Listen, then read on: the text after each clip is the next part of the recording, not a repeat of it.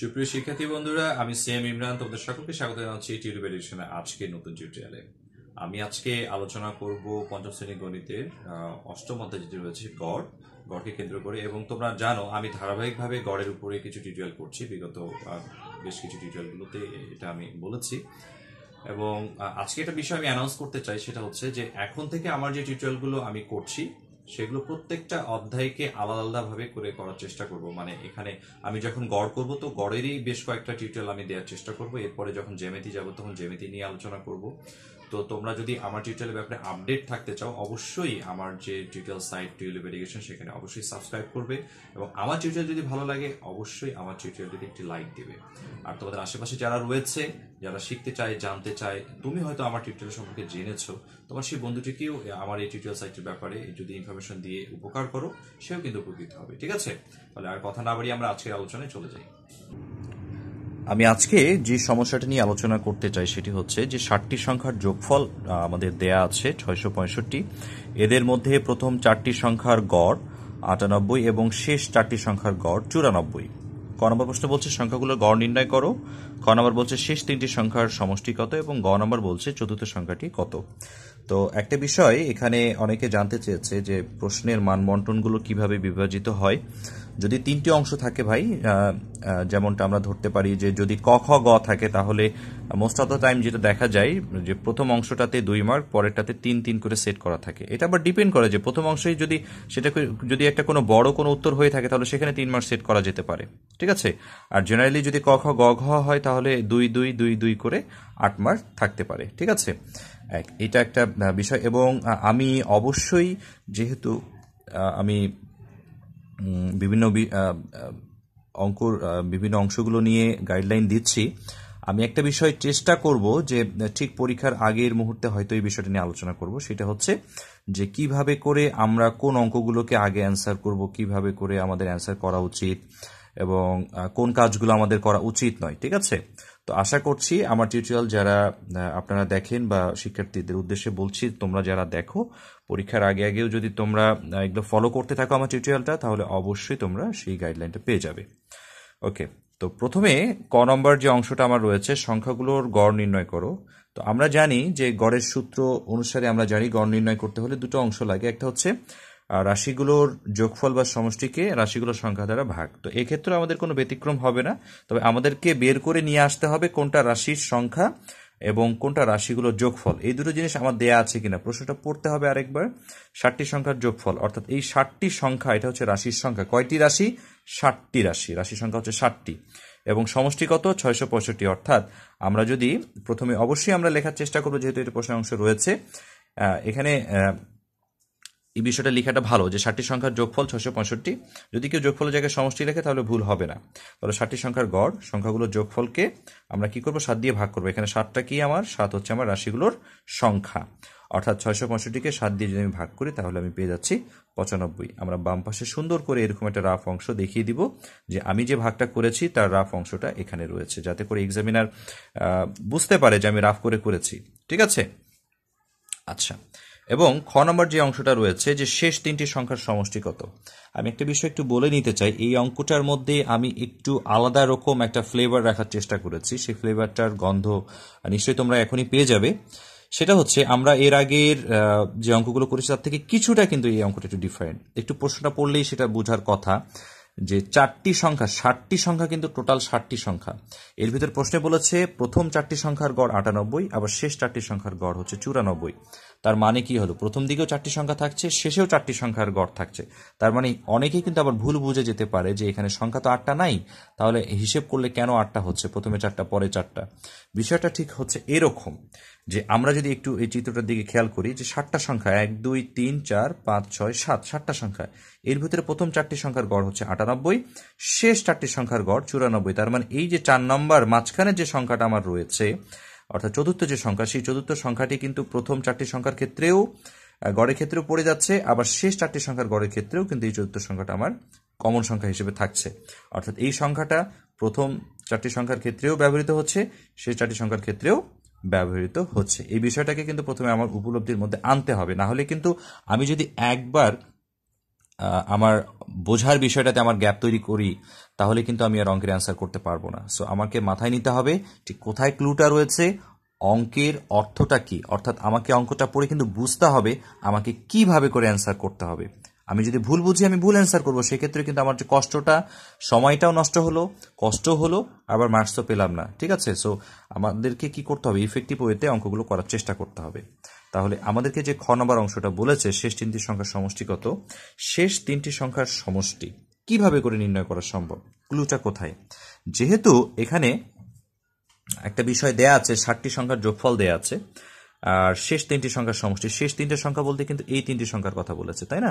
তাহলে একটা বিষয় তোমরা একটু খেয়াল করে দেখো, আমি কিভাবে করে তিনটা পেতে পারি। আমি কি, যেহেতু অঙ্কের ক্লু আমার কিন্তু তিন জায়গায়, প্রথমটা হচ্ছে প্রথম লাইনটা 60টি সংখ্যার যোগফল, এরপরে দ্বিতীয় ক্লুটা হচ্ছে প্রথম 4টি সংখ্যার গড়, এরপরে ক্লুটা হচ্ছে 4টি সংখ্যার গড়।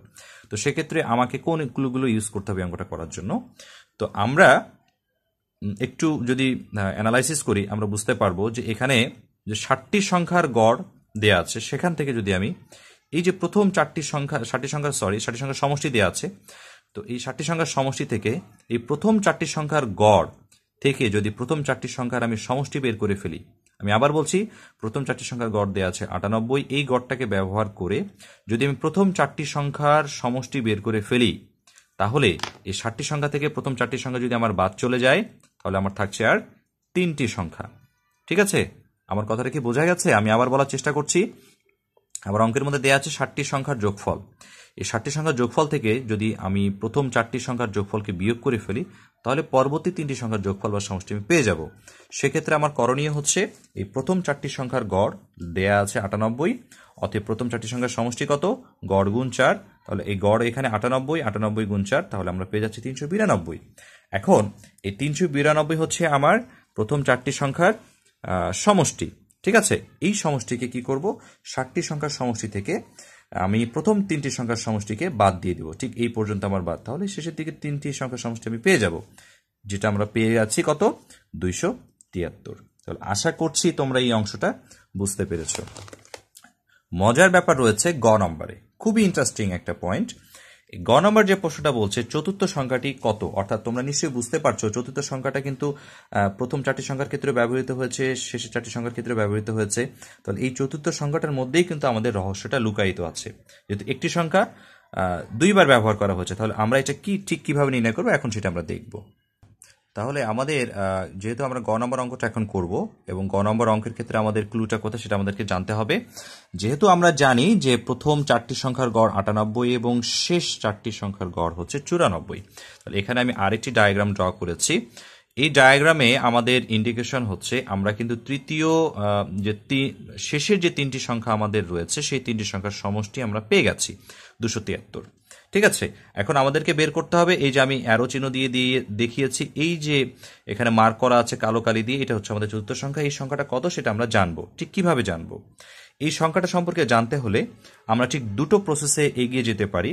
তার মধ্যে সহজতম যে প্রসেস সেটা হচ্ছে আমি যদি শেষের 4টি সংখ্যার সমষ্টি বের করে শেষের 3টি সংখ্যার সমষ্টি বাদ দিয়ে দিই, তাহলে অবভিয়াসলি আমি কিন্তু চতুর্থ সংখ্যাটা পেয়ে যাচ্ছি।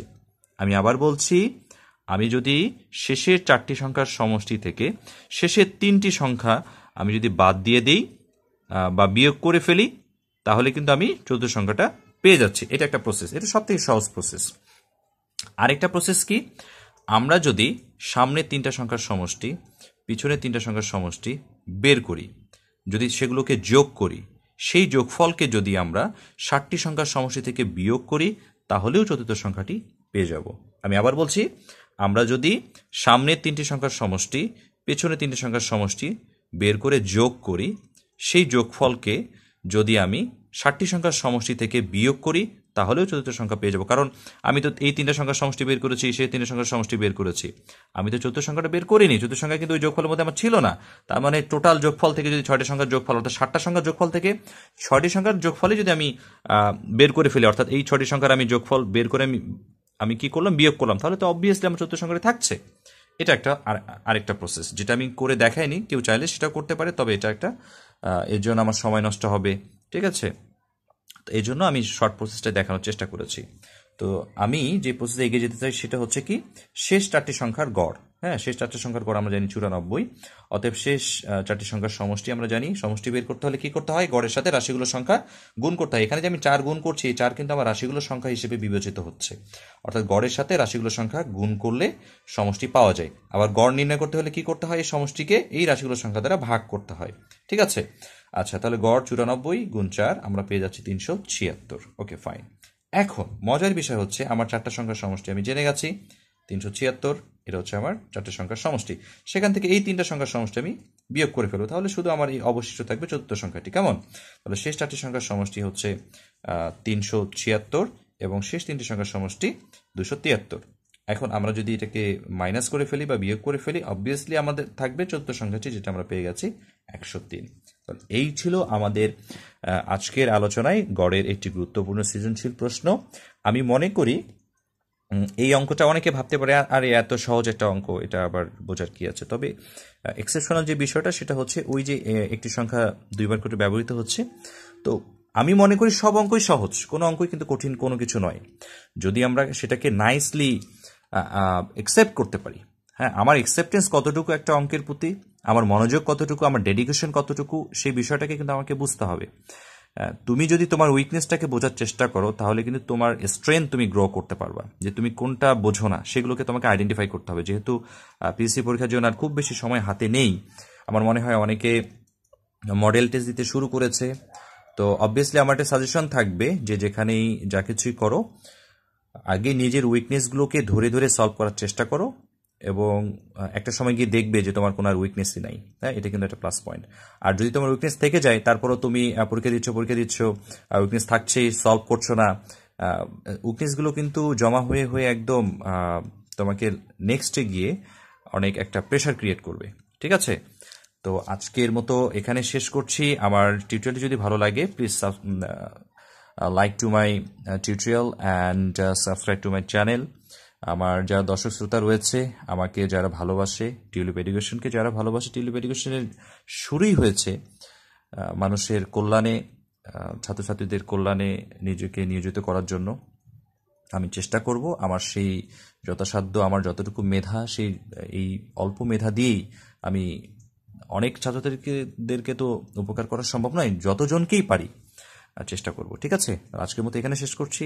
নেক্সট টিউটোরিয়াল দেখার জন্য সকলকে আমন্ত্রণ জানিয়ে আজকে এখানে শেষ করছি। ধন্যবাদ সকলকে।